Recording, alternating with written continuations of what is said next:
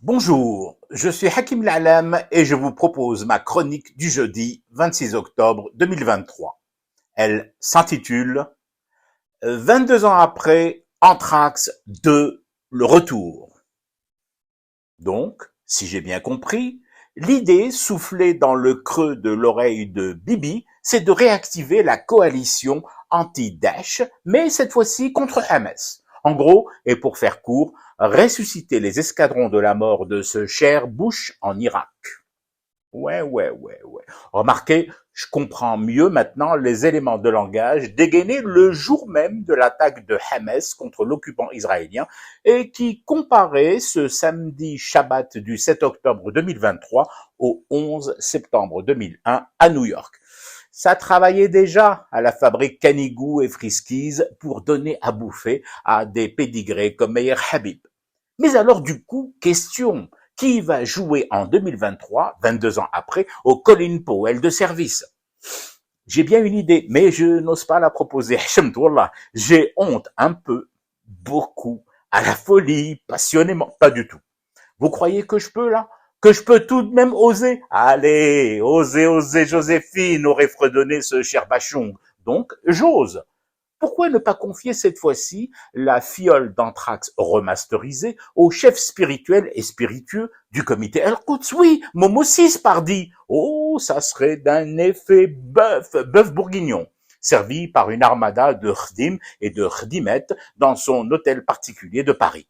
Imaginez la crédibilité, l'arabe musulman de service qui agiterait sous les yeux faussement ébahis des potiches de l'ONU une chicha au contenu vert radioactif justifiant que la coalition anti-Daesh renaisse de ses cendres irakiennes et syriennes pour s'en aller régler leur compte au méchant tango de Hamas. Quoi? Momo 6 risque de refuser ce genre de mission. Ça le grillerait, m'expliquez-vous?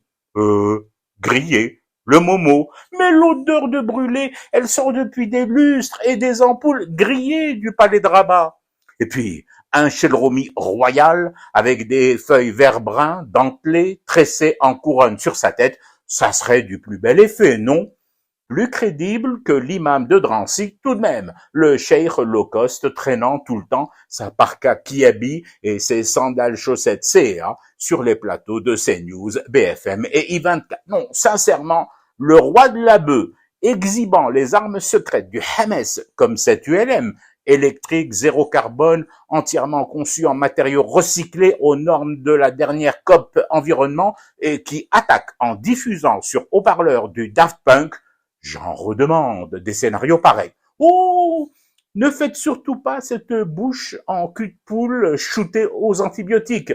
Ils ont fait encore plus fort pour anéantir l'Irak. Du talc, oui, du talc que Powell avait dans sa trousse de toilette pour soigner ses aftes. Et tous les présents dans cette grande salle de cinéma ont failli faire dans leur froc et se planquer sous leur pupitre au signal, oui, au signal bien sûr, du réalisateur de ce navet.